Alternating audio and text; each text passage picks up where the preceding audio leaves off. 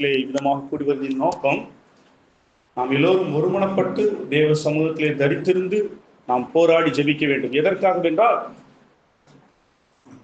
சபை என்பது கிறிஸ்துவுக்கு சரீரமாக இருக்கிறது. இந்த வெளிப்பாடை நாம் எவ்வளவு தூரம் பெற்றிருக்கிறோம், இதனுடைய மகத்துவம் என்ன, மகிமை என்ன என்பது ஒருவேளை அனைவருக்கு தெரியாமல் இருக்கலாம். இருந்தாலும் அறிந்திருந்தால் மிகவும் நலம், அறியாவிட்டாலும் பரவாயில்லை. ஏனென்றால் அந்த சத்தியத்தில் நாம் நடக்கின்ற பொழுது இந்த சத்தியமானது, இந்த உண்மையானது நம்மை கிறிஸ்துவனுடைய பூரணத்திற்குள்ளாக நம்மை நடத்துகிறது. ஆகவே நாம் இந்த சபை என்பது சரீரம் என்றால் என்ன என்பதை ஒவ்வொரு தேவனுடைய பிள்ளைகளும் சிந்தியுங்கள், தியானியுங்கள். நம்முடைய சபைகளிலே தேவனுடைய செய்திகள் அளிக்கப்படுகின்ற பொழுது அதை குறித்த உண்மைகள் அவ்வப்போது வெளிப்படும். அதை நாம் பிடித்து கொள்ள வேண்டும். தேவன் நம்மோடு பேசுகின்ற பொழுது இதை பிடித்து கொண்டு, ஒரு சாதாரணமாக கூடி வருகிற சபைக்கும் சரீரமாக கூடி வருகிற சபைக்கும் என்ன வித்தியாசம், அது எப்படி செயல்படுகிறது, இந்த சரீரமானது எப்படி செயல்படுகிறதோ அதை போலவே சபை என்பது கிறிஸ்துவினுடைய சரீரமாக செயல்படுகிறது. தேவன் அந்த சபையை எப்படி இயக்குகிறார், செயல்படுத்துகிறார், இதை உணர்ந்து நாம் அதற்கு நம்மை அர்ப்பணிக்க வேண்டும். அந்த அர்ப்பணம் நம்மிடத்திலே வரும் பொழுது இது நம்மை வளர்க்கிறது, நமது சபையை வளர்க்கிறது, அது கிறிஸ்துவுக்கு மகிமையாக இருக்கிறது. கர்த்ததாமே இந்த அருமையான வேளையிலும் தேவனுடைய வார்த்தையின் மூலமாக நம்மோடு இடைபெடுவாராக. நாம் 2 கொரிந்தியர் 5ஆம் அதிகாரம் 4-5 ஆகிய வசனங்களை நாம் எல்லோரும் சேர்ந்து வாசிப்போம். 2 கொரிந்தியர் 5ஆம் அதிகாரம் 4-5 ஆகிய 2 வசனங்களை நாம் எல்லோரும் சேர்ந்து வாசிப்போம்.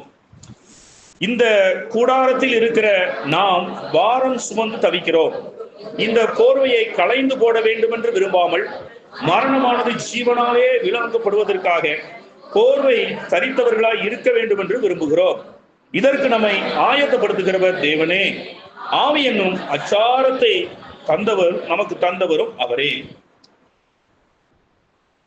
அருமையான சகோதர சகோதரிகளே, இந்த வார்த்தையை நாம் நேரடியாக பார்க்கின்ற பொழுது அப்போஸ்தலனாகிய பவுல் என்ன சொல்கிறார்? இந்த சரீரம், நாம் இப்பொழுது வாழ்ந்து கொண்டிருக்கிற இந்த சரீரமானது நமக்கு ஒரு பாரமாக இருக்கிறது. எதனால் என்றால், இந்த சரீரத்திலே பாவம் வாசம் செய்து கொண்டிருக்கின்றது. ஆகவே இந்த பாவம் வாசம் செய்து கொண்டிருப்பதினாலே இது நமக்கு பலவீனமாக இருக்கிறது. நாம் கர்த்தராகிய இயேசு கிறிஸ்துவை அவருடைய வருகையிலே எடுத்துக்கொள்ளப்பட்டு அவரை சந்தித்த பின்பு, தேவனால் கட்டப்பட்ட கைவேலை அல்லாத வாசஸ்தலமாகிய ஒரு ஆவிக்குரிய வாசஸ்தலம்.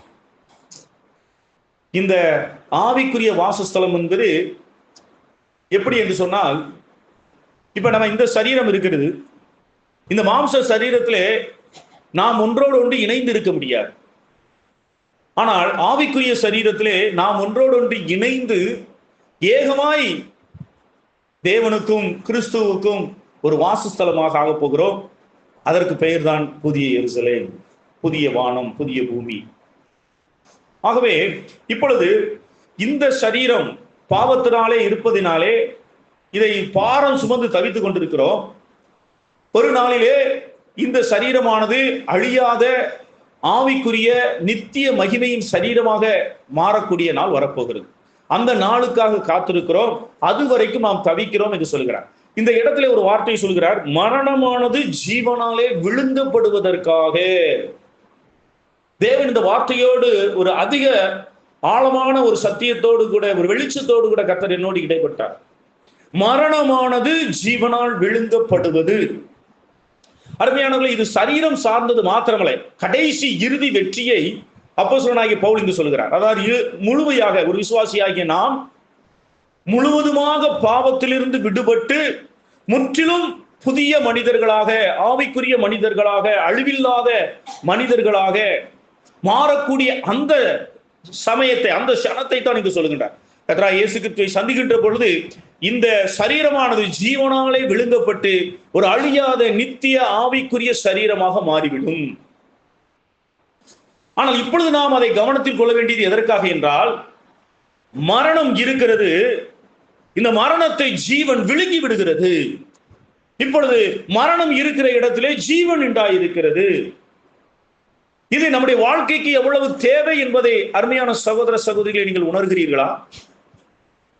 ஏனென்றால் இதை நாம் இன்னொரு வகையில் சொல்கின்ற பொழுது, இங்க பாருங்கள், இதே வசனத்தில் 5ஆம் அதிகாரம் 17ஆம் வசனத்தில், இப்படி இருக்க ஒருவன் கிறிஸ்துவுக்கு உள்ளிருந்தால் புது சிருஷ்டியா இருக்கிறான், பழையவைகள் ஒளிந்து போயின, எல்லாம் புதிதாயின.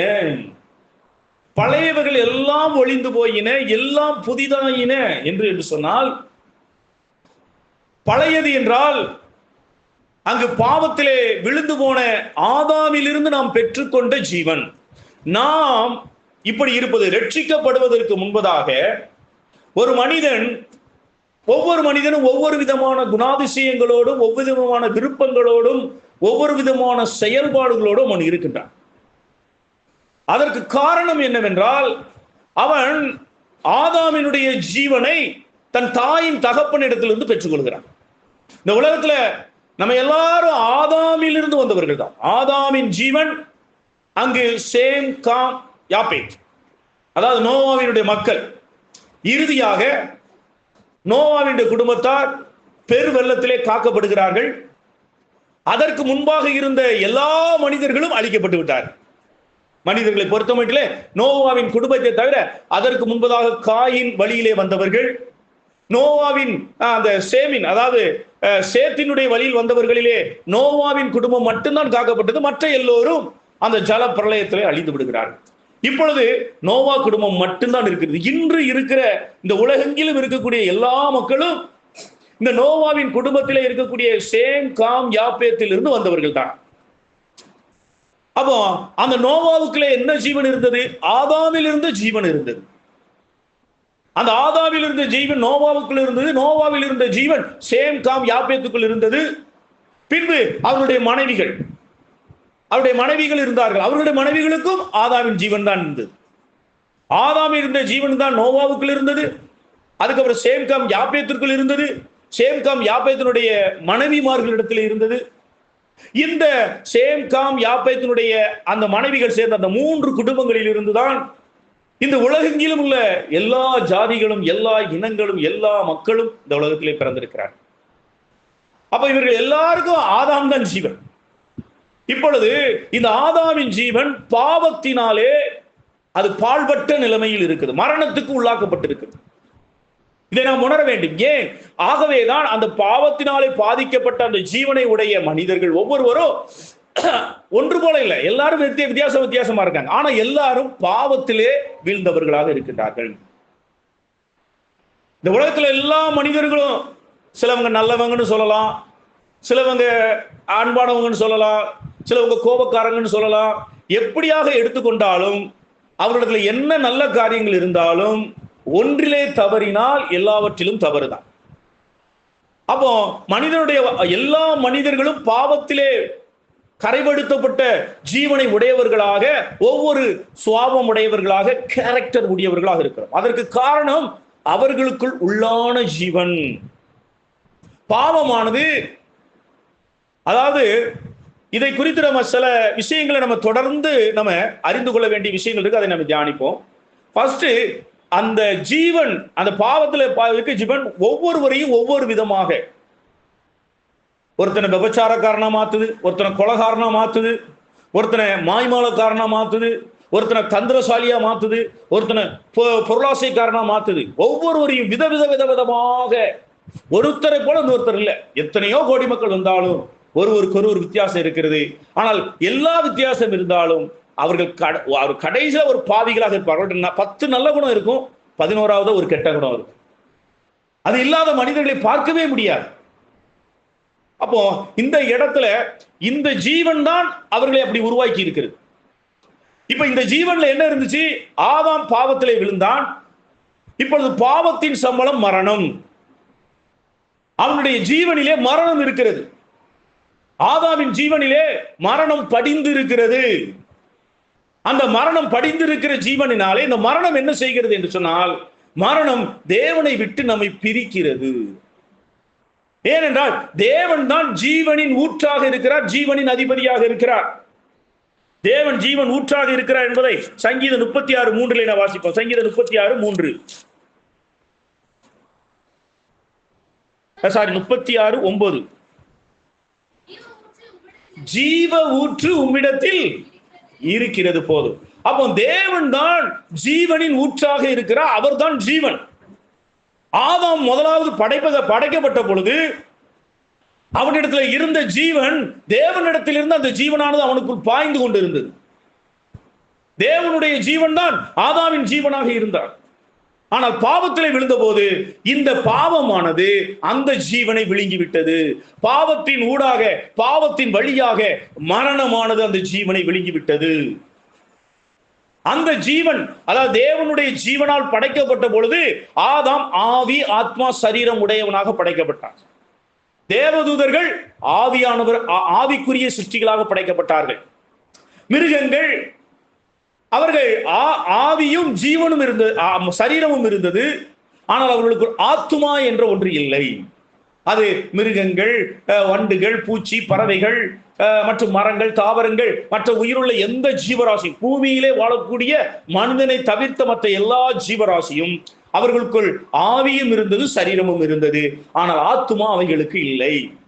ஆனால் மனிதன் ஆத்துமா உடையவனாக, தேவனை போல ஒரு திரியேகத்துவத்தை உடையவனாக, ஆவி, ஆத்மா, சரீரம் என்ற 3 வித்தியாசமான தன்மைகளோடு, ஆனால் ஒரே மனிதனாக, எப்படி பிதாவாகிய தேவன், அதாவது ஒளியாகிய தேவன், வார்த்தையாகிய தேவன், ஆவியானவராகிய தேவன் ஒரே தேவனாக இருப்பது போல நம்முடைய ஆவி, ஆத்மா, சரீரம் எல்லாம் இணைந்து ஒரே மனிதனாக தேவனை போல தேவனுடைய சாயலிலே நாம் படைக்கப்பட்டோம்.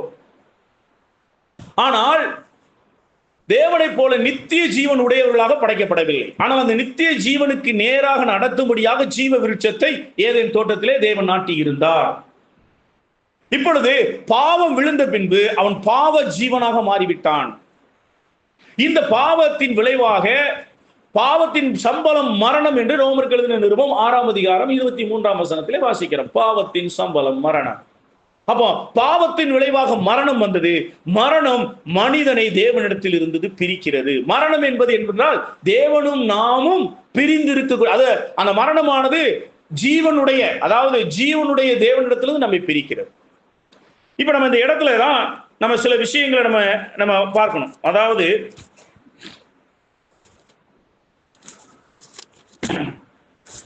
தேவனை பற்றிய ஒரு வெளிப்பாடு மோசேக்கு அளிக்கப்படுகிறது. யாத்திராகமம் 6ஆம் அதிகாரம் 2-3ஆம் வசனங்களை வாசிப்போம். யாத்திராகமம் 6:2-3.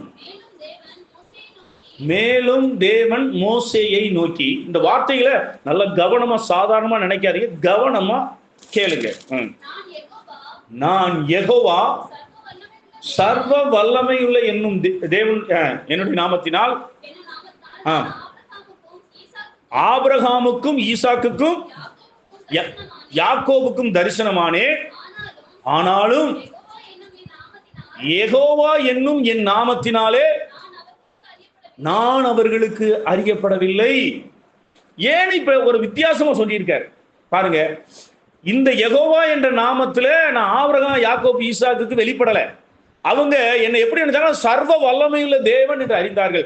ஆனால் நான் உனக்கு யெகோவா என்ற நாமத்திலே அறியப்பட்டிருக்கிறேன். எதுக்குன்னா இருக்கிறவராகவே இருக்கிறேன் என்ற அர்த்தம். நம்ம அந்த அதுக்கு முந்தைய இதுல வரும் பாருங்க, முதல்ல அந்த அதிகாரத்தின் துவக்கத்துல வரும்னு நினைக்கிறேன். அதற்கு முந்தைய அதிகாரத்துல இப்ப யாத்ராகமம் 6 இந்த 3ஆம் அதிகாரம் 14ஆம் வசனம். அதற்கு தேவன் இருக்கிறவராகவே இருக்கிறேன் என்று மோசேயினிடம் சொல்லி, இருக்கிறேன் என்பவர் என்னை உங்களிடத்துக்கு அனுப்பினார் என்று இஸ்ரவேல் புத்திரரோடு சொல்வாயாக. அப்ப இதுல இந்த நாமத்துல என்ன வித்தியாசம், என்ன வித்தியாசம்? ஏன் அதை ஸ்பெஷலா சொல்றாரு ஆண்டவர்? ஏன் அதுக்கு ஒரு அழுத்தம் கொடுத்து சொல்ற? இந்த நாமத்துல நான் உங்களுக்கு வெளிப்படல, ஆனா இதை உனக்கு நான் வெளிப்படுத்தி இருக்கிறேன். இந்த நாமத்தில் உள்ள இருக்கிறவராகவே இருக்கிறேன் என்பது சொன்னால் அவர் தான் இருக்கிறார். அவரை தவிர்த்து அதற்கு வெளியே எல்லாமே இல்லை. இதைத்தான் பிரசங்கிலே வாசிக்கிறோம். பிரசங்கியின் புத்தகம் 1ஆம் அதிகாரம் மாயை மாயை எல்லாம் மாயை, அதை வாசிங்க. பிரசங்கி மாயை, அது எந்த 1ஆம் அதிகாரம் எத்தனாம் வசனம்? 2வது வசனம் வாசிங்க. மாயை, மாயை, எல்லாம் மாயை. மாயை என்றால் இல்லை. தேவன் இருக்கிறார், அந்த தேவனுக்கு வெளியே எல்லாமே இல்லை. இப்ப அடுத்து நீங்க இந்த வருஷங்கள்ல பாருங்க, தேவன் ஜீவனாக இருக்கின்றார், இல்லை என்பது மரணம். தேவன் ஒளியா இருக்கிறார், 1 யோவான்ல வருகிறது. ஒளியா இருக்கிறார், இருள் இல்லை. ஒளி, இருள்.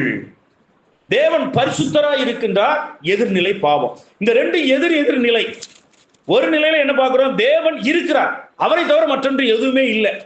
அதாவது என்னன்னா, தேவனோடு தொடர்பில் இல்லாத, தேவனுடைய ஐக்கியத்தில் இல்லாத, தேவனோடு இணைக்கப்படாத மற்ற அனைத்தும் இல்லாமல் போய்விடும். இல்லாமல் போய்விடும். தேவன் இருக்கிறார் என்றால், தேவனோடு யார் ஐக்கியத்திலே இருக்கிறார்களோ, தேவனோடு யார் அந்த இணைக்கப்பட்டிருக்கிறார்களோ, அவர்கள் தான் ஜீவன் உடையவர்களாக.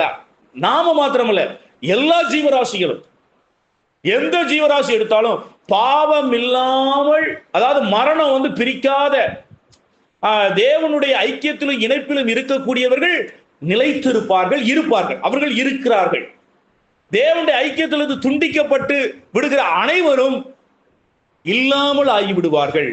இப்ப நம்ம நினைக்கிறோம் இந்த காரியத்தை, அப்போ ஒரு தரப்படி வச்சுக்கோங்க, தேவன்னா இருக்கிறார், அதற்கு எதிர்நிலை இல்லை. தேவன் ஜீவனுடையவராய் இருக்கிறார், அதற்கு எதிர்நிலை மரணம். தேவன் ஒளியாக இருக்கின்றார், அதற்கு எதிர்நிலை இருள். தேவன் பரிசுத்தராய் இருக்கின்றார், எதிர்நிலை பாவம். அப்ப நீங்க இவைகளெல்லாம் நீங்க வரிசையை வச்சுக்கிட்டு இதெல்லாம் எதிர்நிலை. அப்போ இந்த தேவன் இருக்கிறவராகவே இருக்கிறார் என்றால் அவர்தான் இருக்கிறார், அவருக்கு வெளியே ஒன்றுமே இல்லை. அவருக்கு வெளியே எல்லாமே அழிந்து போகும், இல்லாமல் போய்விடும். இதைத்தான் மோசேக்கு சொல்றார். இந்த வார்த்தையில என்னோடு, என்னுடைய ஐக்கியத்தில் என்னோடு இணைக்கப்பட்டிருக்கிற யாவரும் இருப்பார்கள். நித்திய ஜீவன் உடையவர் அவர், நித்திய ஜீவனோடு இருப்பார், அவர்கள் என்றென்றுமே இருப்பார்கள். என்னுடைய தொடர்பில் இல்லாத எல்லாரும் அவர்கள் அழிந்து விடுவார்கள். இதை செய்வதுதான் மரணம். மரணம் இல்லாமல் ஆக்குகிறது. தேவன் எல்லாவற்றையும் இருக்கிறவராக செய்கின்றார். இருத்தல். நாம இருக்கிறோம், நம்ம ஒரு பொருள் இருக்குது, ஒரு மரம் இருக்குது, ஒரு ஜீவன் இருக்குது, இந்த கிரகம் இருக்குது, இந்த நட்சத்திரம் இருக்குது. அது தேவனோடு இருக்கிற வரைக்கும். தேவனுடைய ஐக்கியத்திலிருந்து அது வெளியே போகும்போது அது அழிந்து விடும். சரி, அப்போ பாவத்தில் வீழ்ந்தப்பட்ட நாம் இருக்கிற, உதாரணமாக ஆதாம் இடத்துல சொல்லுகிறார் தேவன், நீ இதை புசிக்கும் நாளிலே சாகவே சாவாய். அவன் உடனடியாக மரித்தானா? மரிக்கவில்லை. அவன் அந்த நாளிலே மரிக்கவில்லை. அப்போ இந்த இடத்துல கால அளவு என்ற ஒன்ற உண்மையை தேவனுடைய வெளிச்சத்திலிருந்து நாம் கற்றுக்கொள்ள வேண்டும். நாம என்ன செய்யறோம்? சாகவே செய்ய உடனே, சாப்பிட்ட உடனே செத்து போயிருக்கணும்னு நம்ம நினைப்போம். இதே போலதான் நம்முடைய இடத்துல உடனுக்குடனே எல்லாமே நடக்க வேண்டும். அப்போ தேவனுடைய தொடர்பு இல்லாத உடனே அது இல்லாமல் அழிந்து விடும் என்று நாம் நினைக்கிறோம். ஆனால் கால அளவு வித்தியாசப்படும். இது இயற்கை, தேவன் படைத்த இந்த பிரபஞ்ச இயற்கையிலும் கால அளவுகள் வித்தியாசப்படுகின்றன. ஒவ்வொருத்தருக்கும் ஒவ்வொரு விதமான காலம் இருக்குது.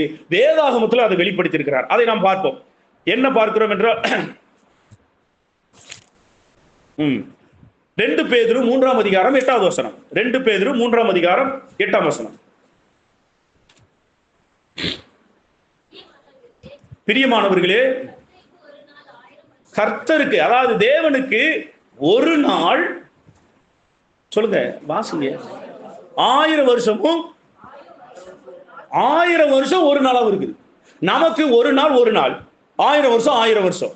ஆனா தேவனுக்கு என்று வரும்போது என்றால், தேவன் படைத்த இந்த பிரபஞ்சமானது நமக்கு பூமியை பொறுத்த மட்டும் ஒரு நாள் 1000 வருஷம் 1000 வருஷம்.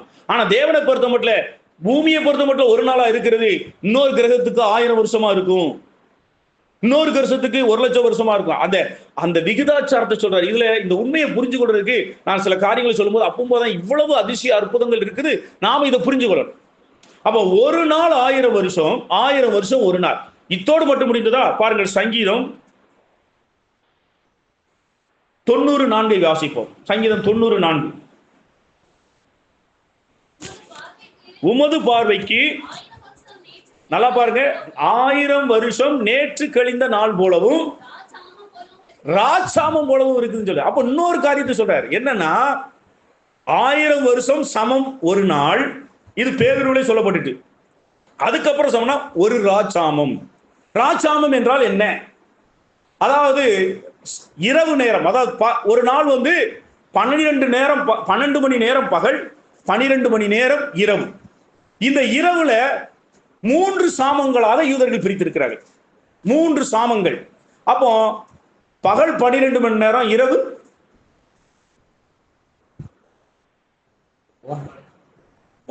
12 நேரம். இந்த இரவு 12 மணி நேரத்தை 3 சாமமா பிரிச்சா ஒரு சாமத்துக்கு எவ்வளவு நேரம்? 4 மணி நேரம். அப்போ 1000 வருஷம் சமம் ஒரு நாள் சமம் 4 மணி நேரம். அப்போ அதனுடைய அர்த்தம் என்ன? நமக்கு தான் ஒரு நாள்னா 24 மணி நேரம் நம்ம என்றோம். ஆனா அவர் படைத்த பிரபஞ்சத்துல டயங்கிறது வந்து 4 மணி நேரம் இல்லை, அதை கணக்கிடவே சொல்ல முடியாது. ஒவ்வொன்றுக்கும் ஒவ்வொரு இதா இருக்கும். இதை நான் இன்னொரு விஞ்ஞான பூர்வமான உண்மையோடு உங்களுக்கு சொல்லுகிறேன். இப்ப நம்ம பூமி என்னவா இருக்கு? பூமிக்கு பேர் என்னது? கிரகம். பூமிக்கு பேரு கிரகம், சரியா? இந்த கிரகம் வந்து எதனுடைய உறுப்பா இருக்குது? சூரியனுடைய, அதாவது சூரியன் என்ற ஒரு நட்சத்திரத்தினுடைய குடும்பம். ஒரு குடும்பம் 9 கோள்கள் 10 கோள்கள் இருக்கு, அதுல ஒன்றாக பூமி இருக்கு. ஆனால் இந்த பிரபஞ்சத்துல நாம இந்த சூரியன் இருக்கிற இடத்துக்கு வந்து பால்வெளி வீதி அப்படின்னு சொல்றாங்க. பால்வெளி வீதி. ஒரு பாலை அப்படி ஊத்தி விட்டா அப்படி நெளிஞ்சு போற மாதிரி, சுருண்டு போற மாதிரி ஒரு கோடிக்கணக்கான நட்சத்திரங்கள் கூட்டமாக இப்படி சுருள் வடிவில் இருக்கு. இதை போல 2 லட்சம் கோடி இந்த பால்வெளி வீதின்னு சொல்லக்கூடிய இந்த பால்வெளி வீதிக்குள்ள கோடிக்கணக்கான நட்சத்திரங்கள் குவியலாக ஒரு கொத்தா இருக்குது. இதே போல 2 லட்சம் கோடி நமக்கு தெரிதல் விஞ்ஞானிகள் கண்டுபிடிச்ச 2 லட்சம் கோடி அதாவது இந்த பால்வெளி வீதி போல ஒவ்வொரு பேர் அதுக்கு வச்சிருக்காங்க. அது எல்லாத்துக்கும் பேர் வைக்க முடியாது, அவங்களுக்கு தெரிஞ்சதுக்கு வச்சிருக்காங்க. மொத்தம் 2 லட்சம் கோடி நட்சத்திர கூட்டங்கள் இருக்கின்றன. அதுக்கு கேலக்சி என்று சொல்வார்கள், நட்சத்திர கூட்டம், அண்டம் என்று சொல்வார்கள், பேரண்டம் என்று சொல்வார்கள், பேரண்டம். அப்போ இந்த 2 லட்சம் கோடி இதுல பால்வெளியில எத்தனையோ கோடிக்கணக்கான சூரிய குடும்பங்கள் இருக்கிறது. அந்த குடும்பத்துல ஒரு கிரகத்துல நம்ம பூமியில இருக்கிறோம். நமக்கு பக்கத்துல இன்னொரு நட்சத்திர கூட்டம் இருக்கு இந்த பால்வெளி விதி மூலம். அதுக்கு ஆண்ட்ரா மில்டன் ஏதோ சொல்றாங்க, ஆண்ட்ரா மெட்ரோன்னா அப்படி ஒரு அண்டம், அதுக்கு பேர் வச்சிருக்கிறாங்க. இதுதான் நமக்கு பக்கத்துல இருக்கக்கூடிய நட்சத்திர கூட்டம். நம்ம நட்சத்திர கூட்டத்துக்கும் நம்ம கிரகத்துல இருந்து அந்த ஆண்ட்ராமெடோன் அப்படின்னு சொல்லக்கூடிய அந்த நட்சத்திர கூட்டத்துக்கு போகணும்னா அதை நம்ம வளர்க்க சொல்ல முடியாது. இப்போ நம்ம சொல்றோம், ஒளி வந்து ஒரு செகண்டுக்கு எத்தனை கிலோமீட்டர் போகும்? ஏற்கனவே நான் நிறைய சொல்ல ஞாபகத்தில் வச்சுக்கணும். 3 லட்சம் கிலோமீட்டர் போகுது. ஒரு நொடியில 3 லட்சம் கிலோமீட்டர் பேரும். ஒரு வருடத்துல இந்த ஒரு நொடியில 3 லட்சம் கிலோமீட்டர் போனா ஒரு வருஷத்துல எவ்வளவு தூரம் போகும்? இதே போல 4 மில்லியன் ஆண்டுகள், ஒளி ஆண்டுகள். 4 மில்லியன்னா 40 லட்சம் ஒளி ஆண்டுகள். இந்த ஒளி பயணித்தால் எவ்வளவு தூரத்துல இருக்கோ அவ்வளவு தூரத்துல அந்த நட்சத்திர கூட்டம் இருக்கு. ஒரு உதாரணத்துக்கு இப்போதைக்கு நம்ம ராக்கெட்டுகள்லாம் ஒரு செகண்டுக்கு 24 கிலோமீட்டரு அல்லது ஒரு 100 கிலோமீட்டர் இந்த மாதிரி ஸ்பீடில் தான் ராக்கெட்டு போகுது. இருக்கிறதுல நம்ம மனுஷன் கண்டுபிடிச்சால ராக்கெட் தான் ஸ்பீடு. அந்த ராக்கெட்டு ஒரு செகண்டுக்கு 150 கிலோமீட்டர் 250 கிலோமீட்டர் போகக்கூடிய வேகத்துல தான் இருக்கிறதுலே கூடுதலாக கண்டுபிடிச்சிருக்காங்க விண்வெளியில போகும்போது. ஒளி 3 லட்சம் கிலோமீட்டர்ல போகும்போது இப்ப ஒளி வேகத்துல போச்சுன்னா நம்முடைய நேரம் சுருங்கும் என்று சொல்லுகிறார்கள். கண்டுபிடிச்சு விஞ்ஞானிகள் கண்டுபிடிச்சு சொல்றாங்க. 100 சொல்லிக்கிறோம். அதுக்கு உதாரணமா எப்படி புரிஞ்சு கொள்றது மாதிரி சொல்றாங்கன்னா, இப்ப நான் இங்க இருக்கிறேன், நானும் சகாயம் பெறுவதும் ஒரே வயசுன்னு வச்சுக்கிடுவோம். ஒரே வயசு. எனக்கு 55 வச்சுக்கிடுவோம், சகோதரருக்கு 55. இப்ப நான் என்ன செய்யறேன்? ஒளியின் வேகத்துல கண்டுபிடிக்கப்பட்டதா நினைச்சுக்கொள்ளுங்க. ஒளியின் வேகத்துல நான் இங்க இருந்து அந்த அண்ட்ராமெடா என்ற அந்த கிரகத்துல அந்த நட்சத்திர கூட்டத்தில் உள்ள ஒரு கிரகத்துக்கு போயிட்டு நான் ரிட்டர்ன் வர்றேன்னு வச்சுக்கோங்க. ஒளியின் வேகத்துல போயிட்டு வரேன். ஒளியின் வேகத்துல நான் போயிட்டு எத்தனை லட்சம் 4 லட்சம் எத்தனையோ ஒளியாண்டுகள் 4 லட்சம் ஒளியாண்டுகள் தூரத்துக்கு நான் போயிட்டு வரும்போது எனக்கு இப்ப 55 வயசுல இருக்கிறவ ஒரு 30 வயசு கூடி ஒரு 80-85 வயசா மாறி இருக்கு. 80-85 வயசா தான் அந்த வேகத்துல என்னுடைய வளர்ச்சி எல்லாமே சுருங்குறதுனால நான் அத்தனை வருஷம் பூமியை பொறுத்த மட்டும் அத்தனை வருஷம் போனாலும், ஆனா நான் விண்வெளிக்கு போகும்போது எனக்கு கால அளவு குறைஞ்சிருது, என்னுடைய வளர்ச்சி எல்லாம் குறைஞ்சிருது. நான் ரிட்டர்ன் வரும்போது 85 வயசு உடையவனா தான் இருப்பேன். ஆனா சகாயம் பிரதர் இங்க இருப்பாரான்னா, இந்த பூமியே 4 லட்சம் வருடத்துக்கு அப்புறம் எப்படி இருக்கும்? 4 லட்சம் வருஷத்துக்கு இந்த பூமி இருக்கு வச்சு கொடுங்க. ஒரு உதாரணத்துக்கு அவ்வளவு தூரம் இங்க மாறிடும். இதுதான் விண்வெளியில் உள்ள கால அளவுன்னு சொல்றாங்க. புரிஞ்சுக்கிறதுக்காக சொல்றேன். இப்படி நடக்க முடியாது. நமக்கு ஆண்டோடைய வருகை இருக்கு, ஆண்டோடைய இது எல்லாம் இருக்கு. விண்வெளியில இவ்வளவு வேகத்துல, ஒளியின் வேகத்துக்கு நீங்க போகும்போது அங்க நேரங்கிறது இல்லாமலே போய்விடும் என்று சொல்கிறார். குறைந்து விடும், மிகவும் அதிகமாக.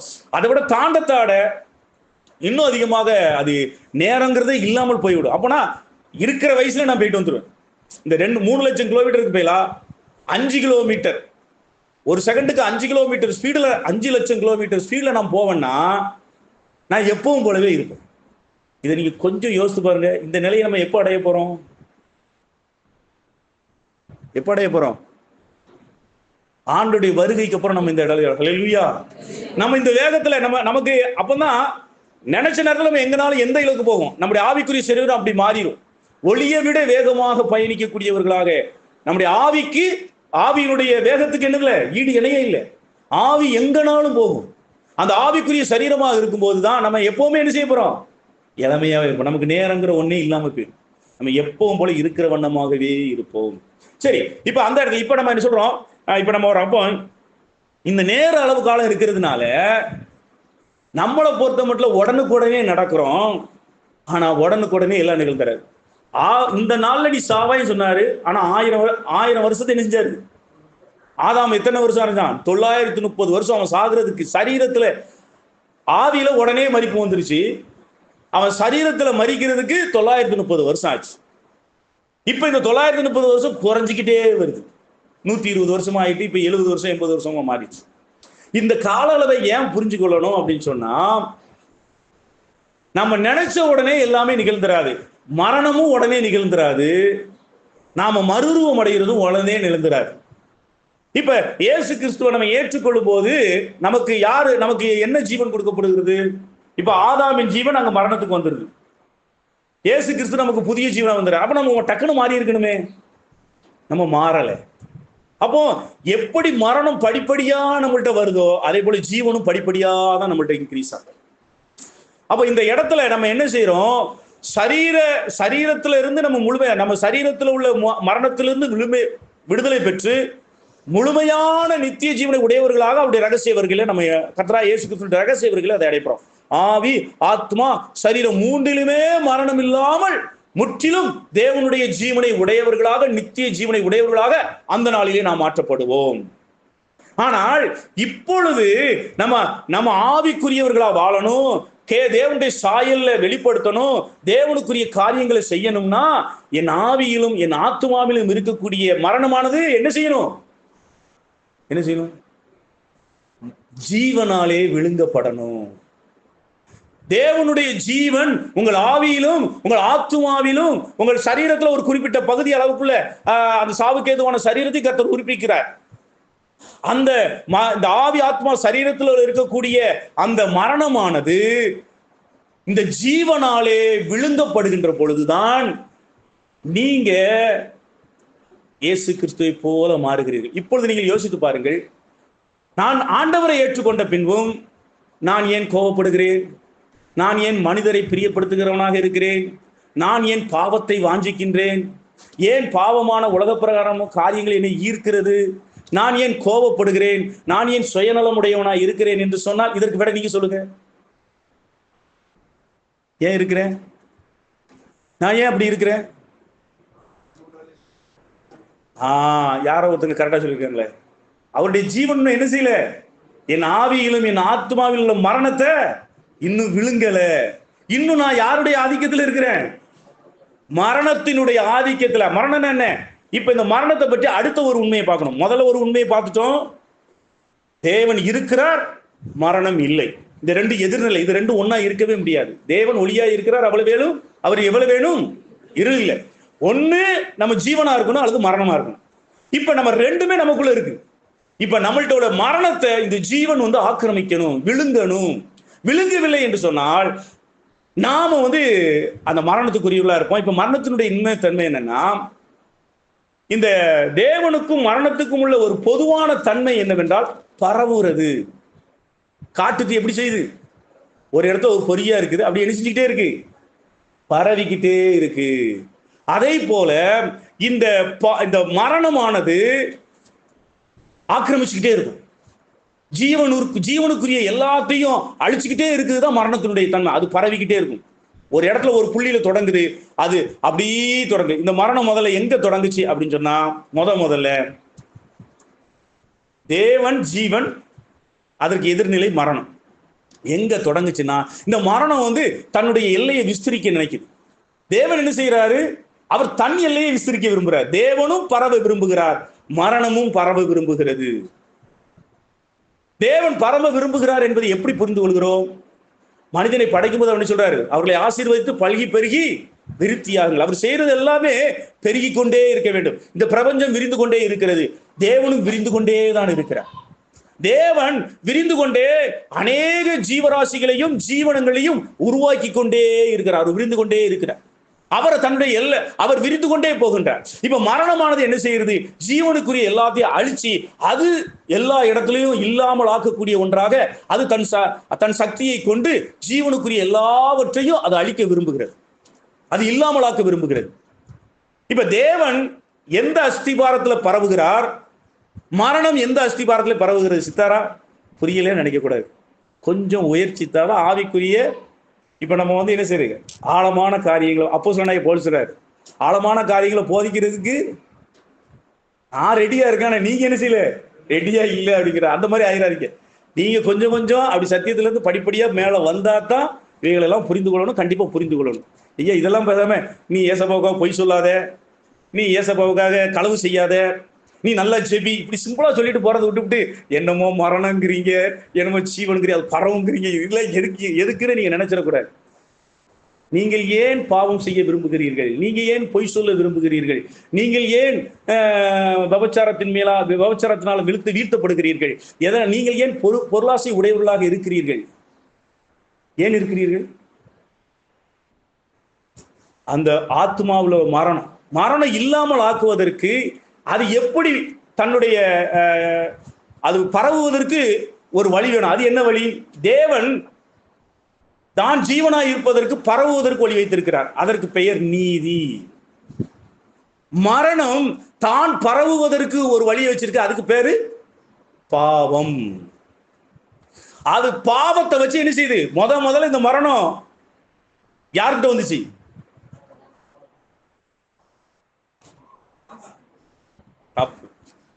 யார்கிட்ட வந்துச்சு? லூசிபர்ட்ட வந்துச்சு. மரணம் முதல்ல லூசிபரை பாவத்துக்குள்ள உள்ளாக்கி அவனுக்குள்ள போறான்.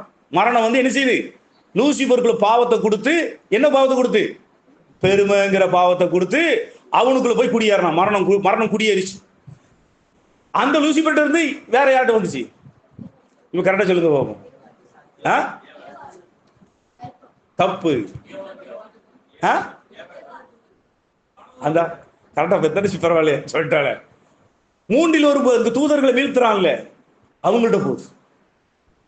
அவனுக்குள்ள இருக்கக்கூடிய அந்த மரணம் அவன்கிட்ட பாவத்தை உண்டாக்கி மரணத்தை உண்டாக்குறது மாத்திரம் இல்லாம தேவதூதர்கள் மூன்றுல ஒரு பங்கு என்ன செய்யறாங்க? வீழ்த்துறாங்க. அதுக்கப்புறம் தான் அடுத்த கட்ட முயற்சியாக எங்க வர்றாங்க? அந்த மரணம் அந்த பிசாசை உந்தி தள்ளுது. மரணம் தான் தன் எல்லையை விரிவாக்குவதற்காக பிசாச ஆதாம்கிட்ட கொண்டு வந்து ஆதாமை விளைவிச்சு. இப்ப ஆதாமுக்குள்ள பாவம் வந்தது, பாவத்தின் சம்பளமாக மரணம் வருது. இப்ப ஆதாமிலிருந்து நாம் அனைவரும் என்ன செய்யறோம்? பாவிகளாகவும் மரணத்தால் பாதிக்கப்பட்டவர்களாக இருக்கிறோம். இந்த பாதிப்பு இருக்கிறதுனால இந்த மரணம் தன் எல்லையை விரிவாக்கி கொண்டே இருக்கிறது. ஒரு மனிதனுக்குள்ள நுழைஞ்சி அவன் ஆவி ஆத்ம சரீரம் முழுவதுமாக பாவத்தில் ஆழ்படுத்தி முடிவிலே அவனை இல்லாமல் ஆக்குகிற இடம்தான் நரகம்.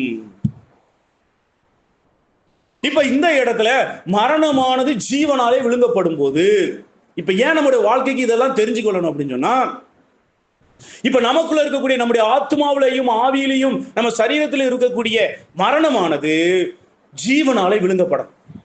இப்ப இந்த ஜீவன் இப்ப இந்த ஜீவனை பற்றி தான் முதல்ல நம்ம பொதுவாக புரிந்து கொள்ளணும். இப்ப தேவன் ஆதாமை ஜீவனுடையவராக படைத்தார். இப்ப ஆதாமினுடைய ஜீவனுக்குள்ளாக என்ன வந்துருச்சு? பாவம் வந்துட்டு, மரணம் வந்துச்சு. இப்ப மறுபடியும் இவனை ஜீவனுடையவராக கொண்டணும்னு சொன்னா,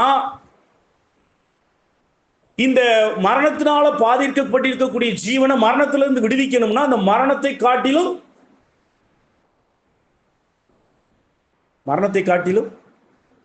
அதிக வல்லமையுடைய சக்தியால தான் முடியும். மரணத்தை காட்டிலும் ஒரு அதிக வல்லமையுடைய ஒரு சக்தி இருந்தா தான் இந்த மரணத்தை விழுங்கி அதை என்ன செய்ய முடியும்.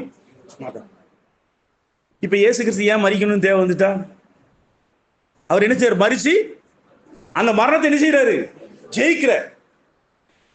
அவர் இயேசு கிறிஸ்து அந்த மரணத்தை எடுத்துக்கொண்டு அந்த மரணத்தை ஜெயிக்கிறதுனால இப்ப இயேசு கிறிஸ்துடைய அந்த உயிர் தெழுந்த ஜீவன் என்ன ஆகுது? இந்த மரணத்தை ஜெயிச்சு ஜீவனுக்குள்ள கொண்டு வர முடியும். இந்த உயிர் தெழுந்த ஜீவனை நாம எப்போ பெற்றுக்கொள்கிறோம்? எங்க பெற்றுக்கொள்கிறோம்? அது நமக்குள்ள வந்து முதல்ல செய்யற காரியம் என்ன? எப்ப பெற்றுக்கொள்கிறோம்? கரெக்டா சொல்லுங்க. ஞானஸ்தானத்துல பெற்றுக்கொள்றோமா, அல்லது அந்த அப்பத்தை எடுத்து பிச்சு சாப்பிடுறோமா அப்ப பெற்றுக்கொள்றோமா? நாம் இயேசு கிறிஸ்துவை விசுவாசிக்கும் போது என்ன செஞ்சிடும்? அந்த ஜீவன் நமக்குள்ள வருது. யார் கொண்டு வரா? இயேசு கிறிஸ்து வந்து கொண்டு வர்றாரா? யார் கொண்டு வரா? பரிசுத்த. அதனாலதான் ரட்சிக்கப்படும் போதே நாம பரிசுத்த ஆவியானவரை பெற்றுக்கொள்றோம். அதனாலதான் பெந்தேகோஸ்துல உள்ள சபைகள்லாம் நீங்க வசனத்துல தப்புன்னு சொல்றோம். நீங்க ரட்சிக்கப்படும் போதே இந்த உயிர்த்தெழுந்த ஜீவனை யார் கொண்டு வர முடியும்? ஆவியானவர் தான் கொண்டு வர முடியும். ஆவியானவர் இல்லாம அந்த ஜீவன் நமக்குள்ள வர முடியாது. ஆவியானவர் தான் நமக்குள்ள வந்து அந்த ஜீவனை எங்க வைக்கிறாரு? சரீரத்துல வைக்கிறாரா? ஆத்மாவில் வைக்கிறாரா? ஆவியில வைக்கிறாரா? ஆவியில வைக்கிறார். ஆவியில வைக்கும் போது நமக்குள்ள நடைபெறுகிற காரியம் என்ன? இப்ப பாவம் தேவனிடத்திலிருந்து பிரிக்குது, ஜீவன் தேவனோடு நம்ம என்ன செய்யுது? சேர்க்குது. எபேசியர்ல சொல்றாருல, ஆவியினாலே பிதாவினிடத்துல சேரும் சுலாக்கியத்தை நாம் பெற்று இருக்கிறோம். அது ஒரு ஜீவ. 1 யோவான்ல சொல்றாருல, நாம் அவருடைய குமாரனோடு ஐக்கியமாய் இருக்கிறோம். அப்போ ஆவியில நம்ம இழந்து போன அந்த ஐக்கியத்தை இந்த ஜீவன் பரிசுத்த ஆவியானவர் இந்த உயிர்த்தெழுந்த ஜீவனை கொண்டு மரணத்தினுடைய முதல் பகுதியில முதல் கட்டத்துல அடிச்சு என்ன செய்யறாரு? நம்மளை போய் தேவனோடு இணைக்கின்றார். தேவனோடு இணைக்கிறபடியினால இப்ப தேவனிடத்தில் இருந்த ஜீவன் இப்ப ஒரு கிணறு, இப்ப ஒரு நதி, இப்ப ஜீவ ஊற்றுன்னு சொன்னாங்க. யார்கிட்ட ஜீவ ஊற்று இருக்கு? கொஞ்ச நேரத்துக்கு முன்னாடி வாசம் சங்கீதம்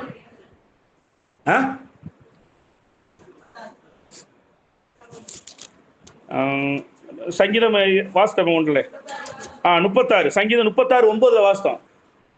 ஜீவ ஊற்று உம்மிடத்தில் இருக்கிறது. இந்த ஊற்று என்பது என்ன? பூமியில அடியில தண்ணி இருக்குது. ஆனா எந்த இடத்துல அந்த மணல் அடுக்கு பலவீனமா இருக்கும் அங்கிருந்து என்ன செஞ்சுக்கிறது? கீழே உள்ள தண்ணி மேல பிச்சுக்கிட்டு அடிக்குது. அதே போல தேவன் ஜீவனுடையவரா இருக்கிறார். அவர்கிட்ட தான் ஜீவன் இருக்கு. இப்ப என்ன செய்யறார்? பரிசுத்த ஆவியானவர் ஒரு குழாய் போல தேவனுக்கும் நமக்கு இடையில ஒரு பைப் லைனை போட்டு விட்டுறார். அங்க இருந்து என்ன செய்யுது? அந்த தண்ணி உள்ளுக்குள்ள வந்து நமக்குள்ள ஒரு ஊற்றா என்ன செய்யுது? உருவாகுது. இந்த ஊற்றா உருவாகிட்டே இருக்கு. இதுல இருந்து இந்த சத்தியத்தை நீங்க தியானிச்சு போகும்போதுதான் அந்த ஐக்கியம் கட்டாகும் போது ஜீவன் கட்டாகும். ஜீவன் கட்டாகும் போது நம்ம பாவத்துல மேலும் மேலும் பாவமுடையவர்களாக மாறுகிறோம். சரி, நம்முடைய இது வந்து இப்ப அடுத்து நம்ம வேணும், இந்த ஊற்றானது என்ன செய்யணும்? நதியாய் பாய்த்தெடுத்து ஓட வேண்டும். அதை பற்றி யோவான் 7:38 ஆண்டு சொல்றார். யோவான் 7:38 வேத வாக்கியம் சொல்லுகிறபடி, என்னிடத்தில் விசுவாசமாய் இருக்கிறவன் எவனோ அவன் உள்ளத்திலிருந்து ஜீவ தண்ணீர் உள்ள நதிகள் ஓடும். இப்ப நீங்க வார்த்தையை நல்லா பார்க்கணும். ஆவியானவர் தேவன் எவ்வளவு ஞானம் உள்ளவர்னு சொல்லி இப்ப சரியான வார்த்தையை சொல்லணும்னு நினைச்சா நீங்க என்ன வார்த்தையை நீங்க போடணும்னு நினைச்சிருப்பீங்க? நம்ம ஜீவன் எங்க வந்திருக்கு? நமக்குள்ள எந்த இடத்துல வந்திருக்கு? ஆவியில வந்திருக்கு. ஆனா இந்த இடத்துல ஆண்டவர் என்ன சொல்றாரு? உள்ளத்துல இருந்து அப்படின்னு சொல்லப்பட்டிருக்க. எப்படி? உள்ளத்துல இருந்து நதியாய் போகும்னு சொல்லப்பட்டிருக்க. எதனால? ஊற்று எப்பொழுது நதியாய் மாறுகிறது? ஊற்று எப்பொழுது நதியாய் மாறுகிறது? எப்பொழுது மாறுகிறது? அது நிரம்பி வழிய ஆரம்பிக்கும் போது அந்த கூடுதலான தண்ணி தொடர்ந்து வழிந்தோடிக்கொண்டே இருக்கும்போது அது தொடர்ந்து என்ன செய்யுது, ஒவ்வொரு 1 கிலோமீட்டர் தூரம் 2 கிலோமீட்டர் தூரம் அப்படி பாஞ்சு பாஞ்சு போகும்போது அது ஒரு பெரிய நதியாக ஓடி போகிறது என்று நான் பார்க்கிறேன். அப்போ ஆவியில இருக்கக்கூடிய ஜீவன் இப்ப எங்க வந்திருக்கு? ஆத்மாவிலுடைய உள்ளத்துல வந்திருக்கு. ஆத்மாவுடைய உள்ளத்துல இருந்து இப்படி கடக்கக்கூடிய நிலைதான் நதியாக பாய்தல். நதியாக பாய்கின்ற பொழுது தேவனுடைய ஜீவனானது இவ்விதமாக தொடர்ந்து பரவிக்கொண்டே போகும். ஒரு நதி எப்படி ஜீவ ஊற்றில் உள்ள தண்ணி தொடர்ந்து பரவுகின்ற பொழுது அது ஒரு நதியாக மாறுகிறது. அதே போல என் ஆவியிலே வைக்கப்பட்ட கிறிஸ்துவின் உயிர்த்தெழுந்த ஜீவன் இப்பொழுது என் ஆவியில பரவி கொண்டிருக்க வேண்டும்.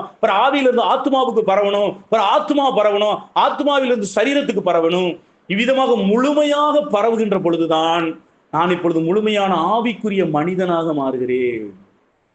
நான் ஒரு ஆவிக்குரிய மனிதனாக, தேவனுடைய பரிசுத்தவானாக, தேவனுடைய மனுஷனாக விளங்க வேண்டும் என்று சொன்னால், நீங்கள் யாரும் விளங்க வேண்டும் என்று விரும்புவீர்களானால் இந்த ஜீவன் பாய வேண்டும், பாய்ந்து நதியாக ஓட வேண்டும் உங்களிடத்திலே. உங்களுக்கு இப்போ உங்க தேவனுடைய ஐக்கியத்தை மட்டும் நீங்க பெற்றிருக்கிறீங்க. இந்த ஐக்கியத்தை நீங்க ஒரு நாள் இழக்க போறதில்லை. அது கிறிஸ்துவனுடைய கிருபையின் நீதி. தேவன் கர்த்தராகிய இயேசு கிறிஸ்துவினால் நித்திய தேவ நீதியை, நித்திய நீதியை நம்ம இலவசமா பெற்றுட்டோம். அதனால இந்த இணைப்பு ஒரு நாளும் துண்டிக்கப்படாது. ஹல்லேலூயா. ரட்சிக்கப்பட்ட போது நாம் பெற்றுக்கொண்ட ஜீவன் மூலமாக பெற்றுக்கொண்ட தேவனுக்கும் நமக்குமான இணைப்பு ஒரு நாள் நிரந்தரமா துண்டிக்கப்படாது. தற்காலிகமாக அவர் நம்மோடு உள்ள ஐக்கியத்தை நிறுத்துவதை தொடர்ந்து அந்த இதைத்தான் அது உறவு என்று சொல்வார். இப்ப அதாவது தேவனுக்கு நமக்கு அந்த ஜீவனை பெற்றும் பொழுது நாம் தேவனுடைய பிள்ளை என்ற உறவிற்குள் வந்து விடுகிறோம்.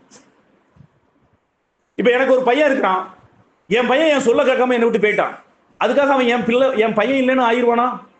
வாங்க, ஏன்னா என் ஜீவன் அவனுக்குள்ள இருக்கு. அதே போலதான் நாம பாவம் செய்கின்ற பொழுது தேவன் நம்மை தண்டித்தாலும் அந்த பையனுக்கு நமக்கு ஐக்கியம் இல்லாம போனாலும் உறவு துண்டிக்கப்படாது.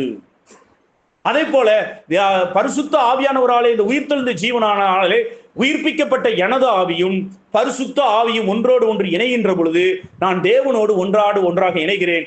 தேவனுடைய ஜீவன் பரிசுத்த ஆவியானவர்கள் நிறைந்திருக்கிறது. பரிசுத்த ஆவியானவர்கள் இருக்கிற ஜீவன் எனது ஆவியிலே வைக்கப்படுகின்றது. இந்த ஜீவனானது என் ஆத்மாவிலே சரீரத்தில் உள்ள மரணத்தை விழுங்க வேண்டும். அப்படி விழுங்கவில்லை என்றால், இந்த ஆவியிலும் ஆத்மாவிலும் மரணத்திலே இருக்கும் என்று சொன்னால் நான் என்னென்ன பாவங்கள் செய்யணும்? ஆவியில மரணம் இருக்கும்போது ஆவிக்குரிய பாவங்களை செய்வேன், ஆத்மாவில மரணம் இருக்கும்போது ஆத்மாவுக்குரிய பாவங்களை செய்வேன், சரீரத்தில் இந்த மரணம் இருக்கும்போது சரீரத்துக்குரிய பாவங்கள் செய்வேன். ஏன்னா இந்த மரணம் பாவத்தை செய்ய வைக்கும். ஏன்னா பாவத்தை செய்ய வச்சாதான் அது பரவிக்கொண்டே இருக்க முடியும். இந்த மரணம் என்ற இருள் சக்தி எனக்குள்ள கிரியை செய்யும் போது தேவன் ஒளியாய் இருக்கிறார், மரணம் இருளாக இருக்கின்றது. இது என்னை ஆக்கிரமிக்க நினைப்பதற்காக பாவத்தை செய்ய என்னை வைத்துக் கொண்டே இருக்கிறது, பாவத்தை செய்ய என்னை தூண்டுகிறது, பாவத்தை செய்ய வைத்து தன் ஆக்கிரமிப்பை, தன் அதிகாரத்தை என்னுக்குள்ளே அது விரிவாக்கி கொண்டே இருக்கிறது. இப்ப இதை முறியடிக்கணும்னா கிறிஸ்துவிட உயிர்த்தெழுந்த ஜீவனால மட்டும்தான் இதை முடியும். ஏன்னா அதுதான் ஜெயிச்சிருக்கு. சிலுவையில கர்த்தராகிய இயேசு கிறிஸ்து மரித்து உயிர்த்தெழுந்த போது, அதனாலதான் எபேசியருக்கு எழுதின நிருபம் 1ஆம் அதிகாரத்தில் இப்படி பேசுகிறார். இந்த எபேசியருக்கு எழுதின நிருபம் 1ஆம் அதிகாரம் இதை பத்தி அவர் விளக்கும் போது எப்படி விளக்குறான்னு நீங்க பாருங்க. அப்பதான் இவ்வளவு வார்த்தைகளை கொண்டு விளக்குகிறாருங்கிறது அப்பதான் உங்களுக்கு அது இது புரியும். எபேசியர் 1:19 தாம் கிறிஸ்துவை மரித்தோரிலிருந்து எழுப்பி அவரிடத்தில் நடப்பித்த தமது பலத்த சத்துவத்தின் வல்லமைப்படியே விசுவாசிக்கிறவர்களாகிய நம்மிடத்திலே காண்பிக்கும் தம்முடைய வல்லமையின் மகா மேன்மையான மகத்துவம் என்னதென்றும் படிக்கு வேண்டிக் கொள்கிறேன். நீங்க பாருங்க, அப்போஸ்தலனாகிய பவுல் ஜெபிக்கிறார். எதுக்காக ஜெபிக்கிறார்? குழந்தை கொடுங்க ஆண்டவரே, வீடு கட்ட உதவி செய்யுங்க ஆண்டவரே, கஷ்டத்தை நீக்க உதவி செய்யுங்க ஆண்டவரே, தொழிலை ஆசீர்வதிங்க ஆண்டவரே. அதுக்காக ஜெபிச்சுட்டு இருக்காரு. அவரு என்ன ஜெபிக்கிறாரு? உங்களுக்கு ஒரு பிரகாசமான மனக்கண்கள் வேண்டும். என்ன பிரகாசமான மனக்கண்கள்? கிறிஸ்துவை மரித்தோரிந்து எழுப்பின தேவனுடைய வல்லமை உங்களையும் அந்த மரணத்திலிருந்து உயிரோடு எழுப்பணும். அதுக்காக நீங்க அதை விசுவாசிக்கணும். அதை விசுவாசிக்கணும்னா அதை நீங்க உண்மையா காணணும். அந்த உண்மையா காணக்கூடிய மனக்கண்கள் பிரகாசப்பட வேணும். அதுக்காகத்தான் அப்போஸ்தலனாகிய அந்த வார்த்தை எழுதினாரு. இன்னைக்கு என் மூலியமா கர்த்தர் உங்களோடு என்னோடு பேசிக் கொண்டிருக்கின்றார். முதல்ல கர்த்தருடைய உயிர்த்தெழுந்த ஜீவன் என்னை அதிகமாக மரணத்திலிருந்து விடுவித்து என்னை மாற்றும் என்ற விசுவாசத்தோடு நீங்க ஜெபிக்க ஆரம்பிக்கும் போது உங்களை அறியாமே நீங்க மாற ஆரம்பிக்கிறீங்க. உங்களில் உள்ள ஜீவன் உங்களில் இருந்து பாய்ந்து ஓட, உங்களை ஆவியில் உள்ள எந்தெந்த பகுதியில மரணம் இருக்குதோ அந்தந்த பகுதியில போய் அந்த மரணத்தை அது விழுங்குது. இந்த ஜீவனானது விழுங்குது. அதுக்கான சில காரணங்களை நாம் தொடர்ந்து பார்ப்போம். அந்த ஜீவன் என்னை பரவுவதற்கு நான் என்ன செய்ய வேண்டும்? எதை செய்கின்ற பொழுது எனக்குள்ள ஜீவனானது அதிக வல்லமையோடு இந்த மரணத்தை விழுங்கி விழுங்கி விழுங்கி அந்த ஜீவன் தன்னுடைய எல்லையை உருவாக்குகிறது என்று நாம் பார்க்க. அது விரிவாக்கும் போதுதான் இயேசு கிறிஸ்துவை போல நான் மாறுகிறேன். இயேசு கிறிஸ்துவை போல மாறும்போதுதான் எனக்கு எல்லாமே ஆசீர்வாதம். நான் செய்யற ஊழியத்துக்கு ஆசீர்வாதம், என் குடும்பத்துல ஆசீர்வாதம், நான் வாழ்க்கையில ஒரு நான் சந்தோஷத்தோடு நிம்மதியோடு மன சமாதானத்தோடு நான் வாழ முடியும், தேவ பிரசன்னத்தோடு வாழ முடியும். சரி, இப்ப நம்ம இந்த நதியாக பாய்த்தெடுத்து ஓட வேண்டும் என்று நாம் பார்க்கிறோம். இப்ப இந்த ஆவியில மரணம் இருக்கும்போது ஆவிக்குரிய பாவங்கள் என்னென்ன இதெல்லாம் நம்ம தெரிஞ்சுக்கொள்ளணும். ஆத்மாவில் மரணம் இருக்கும்போது ஆத்மாவில் நம்ம என்னென்ன பாவங்கள் செய்கிறோம், இதெல்லாம் செஞ்சோம்னா இந்த மரணமானது என்னை ஆக்கிரமித்து இருக்கிறது என்று நீங்களே நினைத்துக் கொள்ளுங்க. முதலாவது நம்ம பார்க்கிறோம், என்ன பார்க்கிறோம்னா, ஒரு மனுஷனுடைய ஜப வாழ்க்கையில் என்ன அவன் பாவம் அப்படின்னு சொல்லுது. நீங்க மரணத்தின் இருள மரணத்தினால பிடிக்கப்பட்டிருக்கீங்கன்னா உங்கள்ட்ட ஜப வாழ்க்கை இருக்காது. நீங்க ஜெபிக்க விரும்ப மாட்டீங்க. ஜபம்னா தூக்கம் வரும். ஜெபிக்கிறதுனா அன்பின் விருந்துக்கு ஆயத்தம். அன்பின் விருந்து போடு, அதை போடுமா, இதை போடுமா, அதை சாப்பிடா போடு அப்படி. ஆனா ஜெபிக்க அறுப்பாங்கப்பா, இது எல்லாருக்குமே இருக்கும். அறுக்கிறவங்கள இப்படி போட்டு உட்கார்ந்துட்டு இப்படி பாரு, நமக்கு கஷ்டமாகுது. அப்படின்னா அந்த மரணமானது நமக்குள்ள இருக்கிறது. ஜெபிக்க இருக்க முடியல அப்படின்னு சொன்னா, ஜெபிக்க முடியல அப்படின்னு சொன்னா மரணம் உங்களை பாதித்து இருக்கிறது. மரணம் உங்களை அதனுடைய அதிகாரத்தை வச்சிருக்குது. அதை ஜெபிக்காதது பாவனை எப்படி சொல்ற? 1 சாமுவேல் 12:23. இது ஆவிக்குரிய பாவம். ஜெபிக்கலைன்னா நீங்க ஆவிக்குரிய பாவம் செய்கிறீர்கள். 1 சாமுவேல் 12:23. விண்ணப்பம் செய்யாமல் இருப்பேனாகில், உங்களுக்காக மொத்தத்துல ஜெபமே பண்ணாமல் இருப்போமாகில் கர்த்தருக்கு விரோதமாக பாவம் செய்கிறவனாய் இருப்பேன். ஜெபிக்கலைன்னா பாவம். நீங்க ஜப வாழ்க்கை இல்லை அப்படின்னு சொன்னா உங்களை மரணம் ஆக்கிரமிச்சிருக்கிறது. மரணம் தன் எல்லையை உங்களுக்குள்ளே விரிவாக்கி கொண்டிருக்கிறது. மிக முக்கியமான அந்த உண்மையான ஆழமான கட்டம். முதல்ல ஆண்டவர் உயிர்த்தெழுந்த ஜீவனை கொடுக்கும் போது நமக்குள்ள முதல்ல நடைபெறுகிறது என்ன? நமக்கும் தேவனுக்கு என்ன செய்யறாரு? தொடர்பை ஏற்படுத்துறாரு. அந்த மைய புள்ளியிலே எங்க செய்யறான்? மரணம். உங்களுடைய ஜப வாழ்க்கையில் என்ன? அவங்க மையத்திலேயே அவன் கை வச்சுட்டான். மரணம் கை வச்சுட்டுன்னு அர்த்தம். உங்களை சிறை பிடிச்சிட்டு உங்களுடைய ஜப வாழ்க்கை இல்ல, போதுமான அளவுக்கு உங்களால ஜெபிக்க முடியல அப்படின்னு சொன்னா உங்களை மெயின் பாயிண்ட்ல மரணமானது கை வச்சு விட்டது. உங்களை சிறைப்படுத்திட்டு முழுமையா உங்க ஜீவன் அதுக்குள்ள அடைப்படும். அதுக்கு மேல அதெல்லாம் ஒண்ணும் செய்ய முடியாது. ஏன்னா அந்த ஜீவனை அழிக்க முடியாது, சிறைப்படுத்தி விட முடியும்.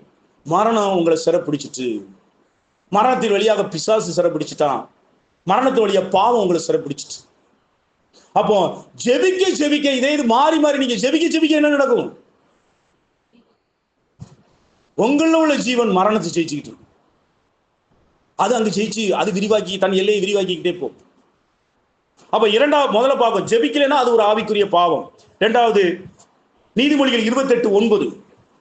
சரி, விரைவாக டக்கு டக்குன்னு வாசிங்க. வேதத்தை கேளாதபடி தன் செவியை விளக்குகிறவனுடைய ஜெபத்தை காட்டிலும் இன்னும் அதிகமான ஒரு மோசமான பாவம் என்னது? வேதத்தை கேட்காதபடி. பாட்டு சூப்பர், அந்த சபையில பாட்டு என்னமா இருக்கு தெரியுமா? அப்படி நேரம் போறதே தெரியாதுப்பா. எசன்னா சில பாட்டு அந்த ராகம் பாட்டுக்காக நீங்க மக்கள் கூட்டமாக செல்கிறார்கள். ஆனா வார்த்தை வேடு போடுறாங்கப்பா. எப்ப பார்த்தாலும் பாவம் செய்யாதுங்கிறாரு. எப்படி ரொம்ப அறுக்காங்க ஐயா. அப்போ உங்கள்ட்ட மரணம் ஆக்கிரமிக்குதுன்னா உங்களால வசனத்தை உங்களால என்ன செய்ய முடியாது? கேட்க முடியாது. வசனம் உங்களுக்கு போர் அடிக்கும்.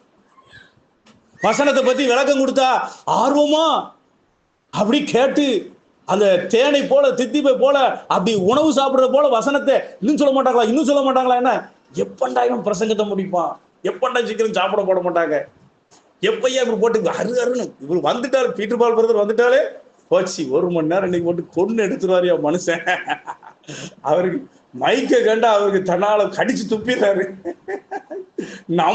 நமக்குள்ள பயங்கரமா இருக்கு, இருக்க முடியலையே அப்படின்னு சொல்லி உங்களை என்ன வைக்குது அப்படின்னு சொன்னா, நீங்க மரணத்தின் ஆக்கிரமிப்பில் இருக்கிறீர்கள்.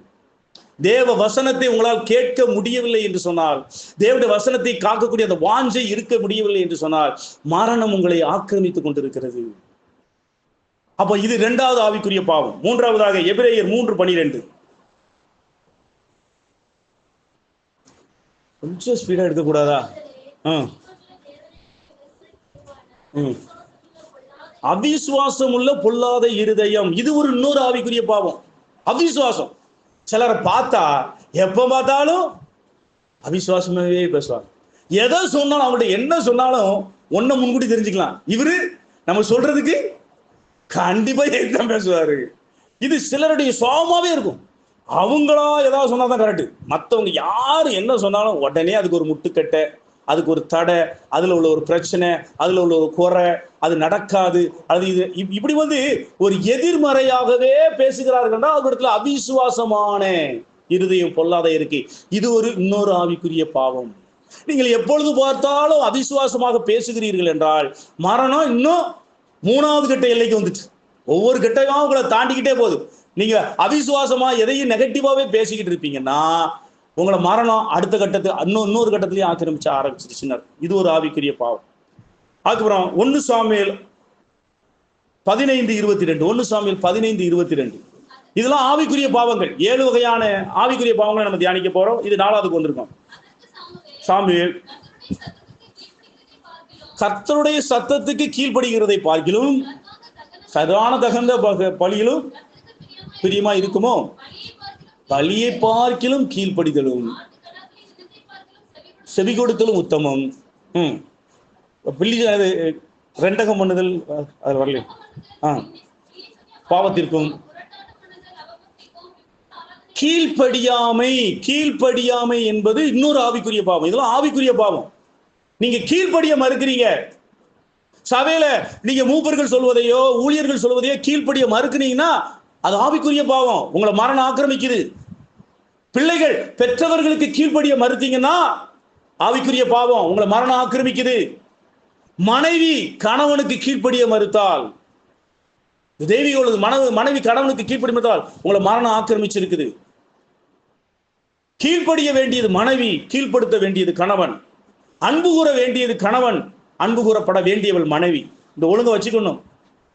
என்னைக்கு குடும்பத்தை நீங்கள் லீட் பண்ணி நடத்தணும்னு நினைச்சிடாதீங்க. அருமையான சகோதரிகளே, நீங்கள் தேவனுக்கு விரோதமாக இருப்பீர்கள்.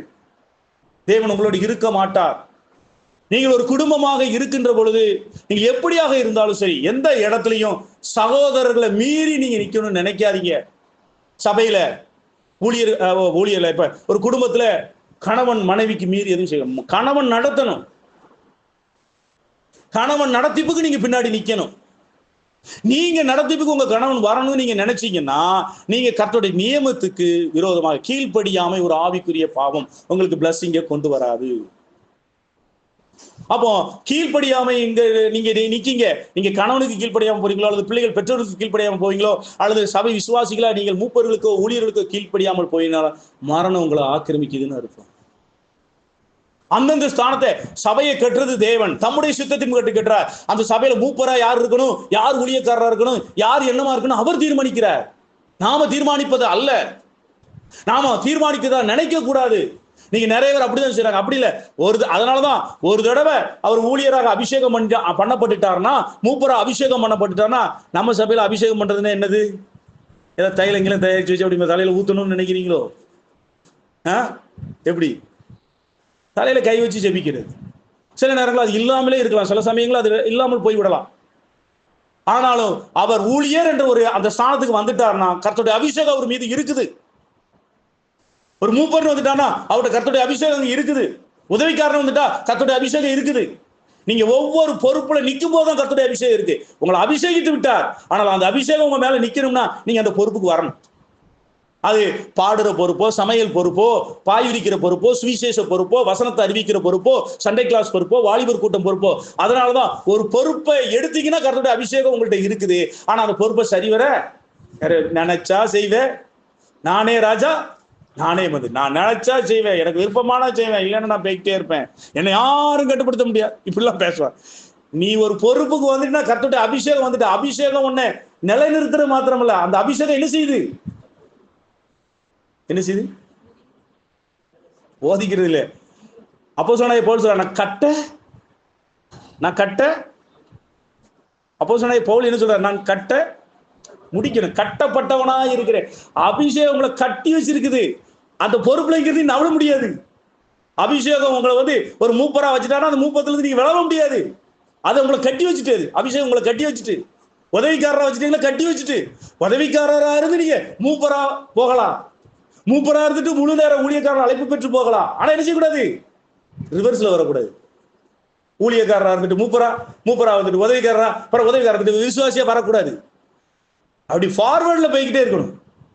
உதவிக்காரரா இருக்கியா, அடுத்து மூப்பர் ஸ்தானத்துக்கு வர்றதுக்கு உங்களை ஆயத்தப்படுத்திக் கொள்ளுங்க. ஒருவேளை இல்லாம கடைசி வரைக்கும் உதவிக்காரரா, அது உங்க விருப்பம். ஏன் என்னுடைய விருப்பத்துல, என்னுடைய அறிவில, என்னுடைய வாஞ்சை, அவங்க வாஞ்சைக்கு தக்கதா கர்த்தர் நிறைவேற்றுகிறார். நீங்க உதவிக்காரரா இருக்கும்போது நான் மூப்பரா வரணும், அதுக்கான தகுதிகளை உருவாக்குகிறார். அந்த தகுதிகளை தெரிந்து கொள்ளுங்கள். மூப்பரா இருக்கணும் என்ன தகுதி, ஊழியரா இருக்கணும் என்ன தகுதி, உதவிக்காரரா இருக்கிற என்ன தகுதி. அந்த தகுதியை வளர்த்துக்கிட்டே இருக்க அந்தந்த ஸ்தானத்துக்கு கர்த்தர் கொண்டு வருவார். கொண்டு வரும்போது நீங்க கட்டப்பட்டு விடுகிறீர்கள். அதுல இருந்து உங்களால விடுவிக்கப்பட முடியாது. எப்போ உங்களை விடுவிக்கப்பட முடியும்? மரணம் உங்களை விடுவிக்கணும், அல்லது அந்த ஊழியத்தை செய்ய முடியாம வயசான காலம்னு வரும்ல, அந்த வயசான காலம் வரும்போது நீங்க விடுவிக்கப்படும். மற்றபடி அது உங்களை விடுவிக்க முடியாது. அதை நீங்க மனுஷன் நினைச்சதை நினைக்க கூடாது. தயவு செய்து சொல்றேன், தேவனுடைய சபை என்பது தேவனால் கட்டப்படுவது. அதுல தேவன் தான் எல்லாவற்றையும் செய்கிறார். அவர் இப்ப சகாயம் பெறது முழு நேரம் வகிச்சுட்டா அதை கேள்வி கேட்கறதுக்கு ஆள் கிடையாது. மூப்பருங்கிற ஸ்தானத்துக்கு வந்துட்டா இப்ப நம்ம என்ன செய்வோம்? சில பேரு யூதாஸ் காரியத்து போல இருக்காங்க, யூதாஸ் காரியத்து போல காட்டி கொடுக்காங்க. அப்போ யூதாஸ் காரியம் வச்சது யாரு? இயேசு கிறிஸ்து வச்சாங்க. அதே போல சவுல போல நிறைய பேர் இருக்கிறாங்க. அந்த சவுல அபிஷேகம் பண்ணது யாரு? எத்தனையோ கெட்ட ராஜாக்கள் இருக்காங்க. எல்லாருமே ஊழியர்களா இருந்து ஒழுங்கா ஊழியம் செய்யறவங்களும் இருக்காங்க, ஒழுங்கா முழுவதும். ஆனா 2 வரையும் வச்சது யாரு? கர்த்தர் தான் வச்சாரு. கர்த்தர் தான் அபிஷேகம் பண்ணியிருக்கிறார். ஒழுங்கா ஊழியம் செஞ்சா பயன்படுத்தப்படுவாங்க, ஒழுங்கா ஊழியம் செய்யலாம் தண்டிக்கப்படுவாங்க, கர்த்தராலே தண்டிக்கப்படுவாங்க.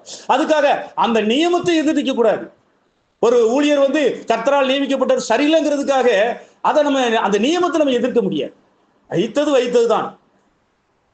சரியா வந்தாரோ தகாத விதமா வந்தாரோ அதை நியாய விசாரிக்க வேண்டிய கர்த்தர். ஒருவர் மனுஷனால அந்த இடத்துக்கு வந்திருப்பாருன்னா கர்த்தரா நீக்கி போடுவார். அவரை எப்படி நீக்கி போடணுமோ நீக்கி போடுவார். அந்த இடத்துல இருந்து அவனை தள்ளி விட்டுருவார். அதை பத்தி நம்ம என்ன வைக்கல. அந்த இடத்துல இருக்கிற வரைக்கும் மற்றவங்க நம்ம என்ன செய்வோம்? அவங்க மோசையின் ஸ்தானத்துல நிக்கிறாங்க, அவங்க சொல்றது செய்யுங்க. அதே போல ஒரு மூப்பராக ஊழியராக இருக்கும்போது அந்த கீழ்ப்படிதல், அவர்களுக்கு கீழ்ப்படிந்து நாம் செய்வது. அந்த கீழ்ப்படிதலுக்கு தான் ஒரு வசனம். அந்த ஊழியருக்கும் மூப்பருக்கும் மேலான ஒரு அதிகாரம் இருக்கு. அது எந்த அதிகாரம்?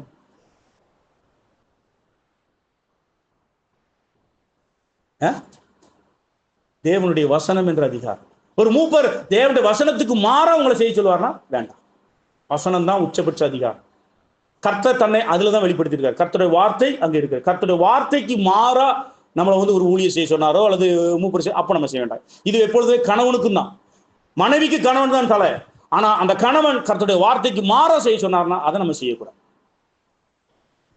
நமக்கு முழுமையான அதிகாரம் கர்த்தராகிய இயேசு கிறிஸ்து. அவர் தம்முடைய வார்த்தையின் மூலமாக அந்த அதிகாரத்தை நம்மிடத்தில் செலுத்துகிறார். அந்த அதிகாரத்தின் படி நம்ம ஆளுகின்றார். அந்த இடத்துல நம்ம இருக்கணும். அந்த இடத்துல ஒருத்தர் ஐயோ அவர் ஊழியர் செஞ்சு சொல்லிட்டாரு, நான் இப்படி செய்யாம இருக்க முடியும், கர்த்தருடைய வார்த்தைக்கு மாறா செய்ய சொன்னா அதை நம்ம எதிர்த்து நம்ம அதை கேட்க வேண்டாம். அதனால் செய்ய முடியாது, அந்த பாவங்களுக்கு என்னால் உடன்பட முடியாது அப்படின்னு நகர்ந்து போய். சரி, ரைட். இப்ப நம்ம அடுத்து நம்ம பார்க்கும்போது இது அதுக்கப்புறம் யாக்கோப்பு 4:6. ரொம்ப நேரம் எடுத்துட்டேன், அதனால கொஞ்சம் அடுத்து விரைவாக போவோம்.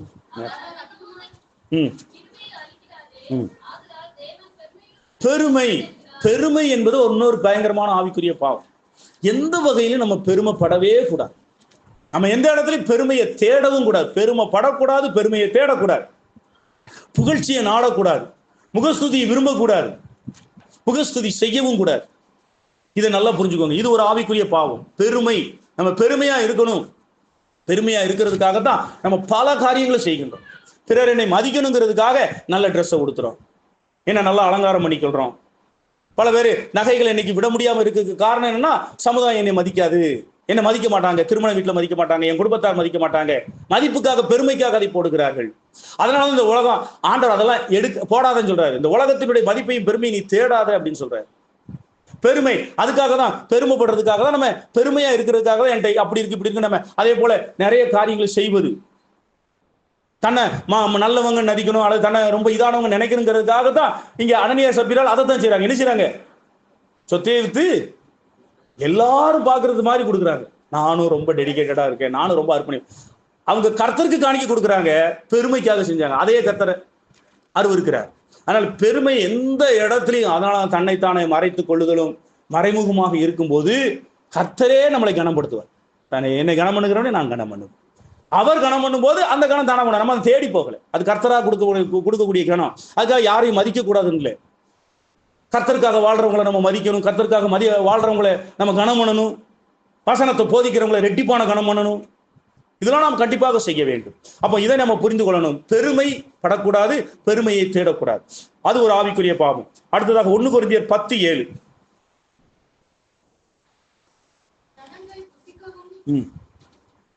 விக்கிரக ஆராதனை நீங்க வாசிக்கும் நான் சொல்லி, விக்கிரக ஆராதனை அது ஒரு ஆவிக்குரிய பாவம். விக்கிரக ஆராதனை ஆகிய பொருளாசை, விக்கிரக ஆராதனைய மனிதனை மேன்மைப்படுத்தல, ஒரு மனிதனை தனக்கு தெய்வமாக முக்கியமானவனாக கருதும் போது அதுல விக்கிரக ஆராதனை சேருது. அப்போ அந்த விக்கிரக ஆராதனை ஒரு ஆவிக்குரிய பாவம். அடுத்து மார்க் 12:29. தேவனை தவிர வேறு விதமான தெய்வங்களை வழிபடுவதும் அந்த வழிபடுவதற்குரியான வழிமுறைகள், பில்லி சூன்யம், ஜோசியம், நல்ல நேரம், கெட்ட நேரம் அப்படின்னு அந்நிய தெய்வ வழிபாட்டுக்குரிய அனைத்தும், ஒரு காரியம் அந்நிய தெய்வ வழிபாட்டுக்குரிய காரியம் இருக்கும் என்று சொன்னால் அவைகளை நாம் தொடக்கூடாது, அவைகளை நெருங்கக்கூடாது, அவைகளை செய்யக்கூடாது. வேதாகமத்துல நம்ம என்னென்ன செய்யணும் அதை மட்டும் தான் செய்யும். அதனாலதான் வேதாகமத்துல வீடு கிரக பிரதிஷ்டை பத்தி பேசப்பட்டிருக்கு. அதனாலதான் வீட்டை பிரதிஷ்டை பண்றோம்.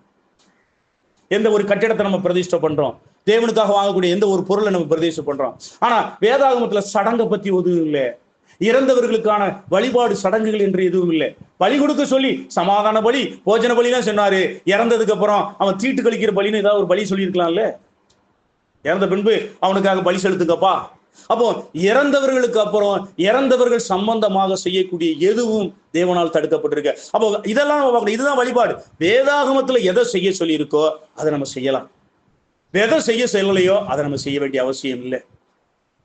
ஆகவே அருமையானவர்களே, இப்ப அடுத்த ஆத்மாவுக்குரிய பாவங்கள், அதை நான் சொல்லி கடந்து போறேன். எண்ணங்கள்ல செய்யக்கூடிய பாவங்கள். நம்ம எண்ணமே பாவமா இருக்கணும். நம்ம எண்ணத்துல சிந்திச்சுட்டு நம்ம போயிருவோம். எண்ணத்துல சிந்திக்கிறத பத்தி கவலைப்பட மாட்டேங்க. எண்ணத்துல நீங்க சிந்திச்சா கவலைப்படுங்க. இந்த விதமான சிந்திக்க கூடாது, இந்த மாதிரி எண்ணங்கள் எனக்கு வரக்கூடாது. அசுத்தமான எண்ணங்கள், கோபமான எண்ணங்கள், கொலைவெறியான எண்ணங்கள், பகை பழி தீர்க்கத்தான எண்ணங்கள், இவைகளாம் உங்க சிந்தனைகளை வரும். அந்த எண்ணங்கள்ல நீங்க அதெல்லாம் பாவம் தான். அதை நம்ம பார்க்கிறோம். அதனாலதான் நல்கிரிகளோ புண்ணியம் எதுவோ புகழ்வோ அவைகளை சிந்திக்கொண்டிருங்கள் என்று சொல்கிற வசனம் பிலிப்பியர் 3:19. அதுக்கு அடுத்து விருப்பங்கள். என் இருதயத்துல நான் விரும்பக்கூடிய விருப்பங்கள், பாவமான விருப்பங்கள், அசுத்தமான விருப்பங்கள், தகாத விருப்பங்கள் இருக்குமானால் அந்த விருப்பமே பாவம் தான். அதுதான் ஆத்மாவில் நம்ம செய்யக்கூடிய பாவங்கள். ஆத்மாவில் தவறான எண்ணங்கள், அசுத்தமான எண்ணங்கள், அதுக்கப்புறம் தவறான விருப்பங்கள், இவைகள் எல்லாம் பாவம். யாக்கோபு 1:5 நம்ம விருப்பங்களை பத்தி பார்க்கிறோம். இச்சையானது கர்ப்பம் தரித்து. அந்த இச்சை என்றால் விருப்பம் தான் இச்சை என்று அழைக்கப்படுகிறது. அது இருக்கும். அதுக்கப்புறம் நோக்கங்கள். நீதிமொழிகள் 24:9. தீய நோக்கம் பாவமா. நம்முடைய நோக்கம் செயல் கரெக்டா இருக்கும், ஆனா நம்முடைய நோக்கம் தப்பா இருக்கும். ஆண்டவருக்காக நான் கொடுப்பேன், ஆனா அந்த கொடுக்கறதுல எனக்கு பெருமை வரணும், அல்லது நான் ஆண்டவருக்காக கொடுக்கணும்னா அவங்க என்கிட்ட கேட்கணும், இப்படியெல்லாம் நினைப்பது. அவன் எனக்கான கனத்தை மரியாதையை எனக்கு கொடுக்கணும், இப்படிலாம் நான் நினைப்பது. நோக்கம் செயல் கரெக்டா இருக்கலாம், செயல் நல்லதா இருக்கலாம், என் நோக்கம் தப்பா இருக்கலாம். என் நோக்கம் தப்பமா இருந்தால் அதுவும் பாவம் தான். இதெல்லாம் ஆத்துமாவில் உண்டாகக்கூடிய பாவங்கள். இதை நம்ம வைத்துக்கூடும். அது ஒரு சரீர பிரகாரமான பாவங்கள். அவைகள் என்ன? விபச்சாரம். 1 கொரிந்தியர் 6:18 சொல்லிருக்கு. விபச்சாரம் என்பது சரீரத்தில் செய்யக்கூடிய பாவம். அதுக்கப்புறம் கொலை செய்தல், பிறரை அடித்தல், பொய் சொல்லுதல், களவு, சண்டையிடுதல், இப்படி நம்முடைய உடல் உறுப்புகளை வைத்து நாம் செய்யக்கூடிய அனைத்து தவறான செயல்களும் சரீரத்திலே செய்யக்கூடிய பாவங்கள். இப்ப விதமாக ஆவிக்குரிய ஆத்மாவுக்குரிய சரீரத்துக்குரிய பாவங்களை பார்த்தோம். இப்ப இதை நம்ம சரி செய்யணும். இதெல்லாம் ஆவி ஆத்மா சரீரத்துல மரணத்தின் விளைவாக, அது மரணம் பாவத்தை உண்டாக்கி பாவத்தின் மூலமாக அது மரணத்துக்குள் தன்னை சிறைப்படுத்திக் கொள்வதற்காக நாம் செய்யக்கூடிய பாவங்கள் பார்க்கிறோம். இந்த பாவங்கள்லாம் இருக்குன்னா இந்த இடத்துல மரணத்தின் சக்தி பாவத்தை வைத்து என்னை ஆட்கொண்டு இருக்கிறது என்பதை உணர்ந்து அந்த மரணமானது ஜீவனாலே விழுங்கப்பட வேண்டும். அதற்கு என்ன செய்யணும்? அது சுருக்கமா சொல்றேன். ஜெபம். ஃபர்ஸ்ட் நீங்க ஜெபிக்கணும். அதிகமாக தேவனுடைய சமூகத்துல ஜெபிக்கிறது. ஜெபிக்கிறதுனா என்ன? அந்த ஜெபத்துல என்ன இருக்கணும்? துதி இருக்கணும், ஆராதனை இருக்கணும், நன்றி செலுத்துதல் இருக்கணும். நம்ம ஜெபத்துல நம்முடைய தேவையை மட்டும்தான் கேட்டுக்கிட்டு இருக்கிறோம். அது ஒரு பங்கு தான். 2 பங்கு துதி, 1 பங்கு ஜெபம். எங்க எங்க எங்க வீட்டுல ஜெபிக்க தர கூட 1 மணி நேரம் நீங்க தான் சொன்னீங்க பிரதர், நிறைய நேரம் ஜெபிக்க சொல்றீங்க, இந்த முடிச்சிடுறா அப்படின்னு சொல்லிட்டு முதல்ல தொடங்கி இந்த ஜெபத்தை முடிச்சு பிறகு கடைசியில 1 மணிக்கு நம்ம முடிச்சுட்டு போற மாதிரி இங்க வச்சு ஜெபம். உங்க தனி ஜெபத்துல வீட்டுல உட்காந்து பல மணி நேரங்கள் ஜெபியுங்கள். அந்த பல மணி நேரத்துல நீங்க 1 மணி நேரம் விண்ணப்பங்களுக்காக ஜெபிக்கணும், 2 மணி நேரம் துதிங்க, கர்த்தரை துதிங்க, பல நாமத்தில் சொல்லுவீங்க, அவர் செய்த நன்மைகளை நினைச்சு உங்களுக்கு பல கடந்த காலத்துல செய்த நன்மைகள், அதுக்குள்ள நன்றி எல்லாவற்றையும், அதுக்கு ஒரு சிலுவையில் அவர் செய்து முடித்த நமக்கு ரட்சிப்பு எல்லாவற்றையும் சொல்லி சொல்லி சொல்லி சொல்லி துதிச்சுக்கிட்டே இருங்க. துதிங்க. அதிகமான துதியும் ஆராதனை, அதிகமான துதி ஆராதனை ஜெபம் உங்களுக்குள்ள அந்த ஜீவனை அதிகமாக ஊற்றெடுக்க வைக்கும். அது எப்படின்னா, அந்த ஊற்றை நீங்க தோன்ற மாதிரி, மண்ணை தோன்ற மாதிரி ஜெபிக்கிறது, அந்த மண்ணை தோன்ற அதிகமாக அது பெருக்கெடுத்து ஓட ஆரம்பிக்க அந்த ஜெபம் இன்பமயமா மாறும். ஆவிக்குரிய காரியங்கள்லாம் இப்ப இன்பமா தெரியும். இப்ப ஆவிக்குரிய பாவங்கள் உங்களை விட்டு வெளியே போகும், ஆத்மாவுக்குரிய ஒரு பாவங்கள் உங்களை விட்டு போகும். முதல்ல ஜெபம். பின்பு நாம எப்படிலாம் இருக்கணும், தேவனுடைய வசனத்தை தியானித்தல். அப்படி தியானத்தை தியானிக்கும் போது அக்கினி மூண்டது. அப்போ தேவனுடைய வசனத்தை தியானிக்கும் போது எப்படி நம்ம வாழணுங்கிறது தெரியும். அது தெரியாம எது பாவம் இல்லைங்கிறது எல்லாத்தையும் தெரியுது தேவனுடைய வார்த்தை வைத்துதான். அப்ப தேவனுடைய வார்த்தையை தியானித்தல் இது இருக்கணும். 3ஆவதாக அடுத்து நாம் தேவனுக்கு ஊழியம் செய்தல். ஆவியிலே அனலாயிருங்கள், கர்த்தருக்கு ஊழியம் செய்யுங்கள். ரோமர்கள் நிருபம் 16 வரும். ஆவியிலே அனலாயிருங்கள் கர்த்தருக்கு, ரோமர் 12:11. அப்ப ஆவியில அனல்னா ஆவியில ஜீவன் நிறைய அது ஃபயரா இருக்கும். அந்த ஃபயர் வரும்போது நீங்களே ஃபயரா இருப்பீங்க. தூக்கெல்லாம் வராது. அனல் தான் உங்கள்ட்ட, அனல் பறக்கும். உங்களை சுற்றிய ஒரு அக்கினி இருக்கிற மாதிரி உணர்வாங்கல்ல. அப்போ அந்த ஆவில அப்ப எப்ப நான் கர்த்தருக்கு ஊழியம் செய்யறது, கர்த்தரை பற்றி சாட்சி சொல்றது, கர்த்தருக்காக ஆத்மாக்களை ஆரைவிடு, கர்த்தருக்காக அந்த ஊழியத்துல வரக்கூடிய அவமானங்கள் எல்லாத்தையும் கவலைப்படாம ஆண்டவருக்காக நீங்க ஊழியம் செய்யும் போது, கர்த்தருக்கு ஊழியம் செய்தல், அப்புறம் துதித்தல், ஆராதனை செய்தல், கர்த்தருக்காக கொடுத்தல், கர்த்தருக்காக கொடுப்பது பார்க்கிறோம். ஆபிரகாம் தேவனுக்கு கொடுத்தான், தாவீது தேவனுக்கு கொடுத்தான். தேவனால் நேசிக்கப்பட்டவர்கள், தேவனை நேசிப்பவர்கள் தேவனுக்கு கொடுக்காமல் இருக்க முடியாது. தன் பிள்ளைகளை கொடுப்பார்கள், தங்களுக்கு உரியவை கொடுப்பார்கள், செல்வங்களை கொடுப்பார்கள், தேவனுக்காக கொடுப்பார்கள், எல்லாவற்றையும் கொடுப்பார்கள். அவர்கள் தேவனுக்காக எதையுமே வேண்டாம்னு கொடுக்க முடியாதுன்னு எதுவும் சொல்லவே மாட்டாங்க. நீங்க கொடுக்க என்ன ஆகுது, உங்களுக்கு ஜீவனானது நிறைந்து வழிய ஆரம்பிக்கும். அப்ப இவங்க ஜெபம், அந்த ஜெபத்துல துதி, ஆராதனை, வேண்டுதல், அதுக்கப்புறம் வேத தியானம், கர்த்தருக்கு ஊழியம் செய்தல், கர்த்தருக்கு கொடுத்தல். இந்த 4 காரியங்களானது உங்களுக்கு ஜீவனை அதிகமாக பெருக்கெடுக்கவும், இந்த ஜீவன் உங்களுடைய ஆவி ஆத்மா சரீரத்தில் இருக்கிற மரணத்தை அந்த ஜீவன் விழுங்கி கொண்டே போகும் பொழுது இந்த எல்லா பாவத்திலிருந்து நீங்கள் விடுபட்டு தேவனுக்குள் நீங்கள் பரிபூர்ண சாயலை அடைகிறீர்கள்.